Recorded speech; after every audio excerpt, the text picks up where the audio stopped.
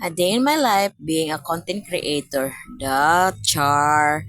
Isa namang araw mga kachismakers, no, ang dadaan sa buhay natin. Good to work na naman. Medyo okay na yung panahon sa ngayon, pero medyo malamig pa ang panahon mga kachismakers, no.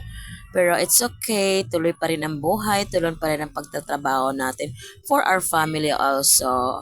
And for good sa atin din para sa sarili natin, no. On the way na kami mga chismakers sa work. Nandito na kami sa City Proper of Cadiz. Papunta na ng work. Siyempre, yung mga kasama ko ay kanya-kanya ring mga destination dito, no? Na magwo-work din katulad ko, 'di ba? Ito, working mom din 'to. Ito isa as kapitbahay na basta nagchismis pa ako. Pero okay lang 'yan, at least may seasoning ang ating pag-vlog ngayong morning. So, ito lang, sinushow ko lang sa inyo kung ang mga nangyayari sa paligid namin habang dinadaanan namin, no. Siyempre, dadaanan talaga namin dito kasi pupunta kami nga ng work, no. Alam nga naman sa Himpapawid kami pupunta, alam mo naman na poor lang kami, kaya nagtatricycle lang kami, no.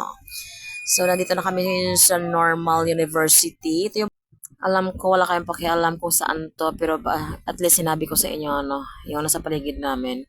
So, wala kayong magagawa. I-vlog ko to.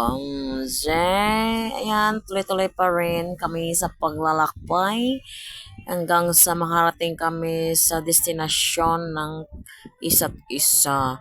Ito yung isang kasama namin ay idadrop by namin muna sa ARJ. Oh, dito siya nagtatrabaho. Yan. Ito, dito siya magtatrabaho. Yan. Ay, yung kaibigan ko dito nagtatrabaho. Pero, siguro wala pa siya kasi nga close, diba? Ayan, bababa na. At tuloy-tuloy pa rin ang paglalakbay namin. Yung iba ko makasama, hindi ko alam kung saan to pupunta. Basta, yun na yun. Salamat sa papanonood sa walang kwenta kong vlog. At nice to see you next time. Babush mga kachismakers. Chismis-chismis muna. You know. Bye-bye. Kalawig pagalis nga ako yung ano. Pero bye. Next.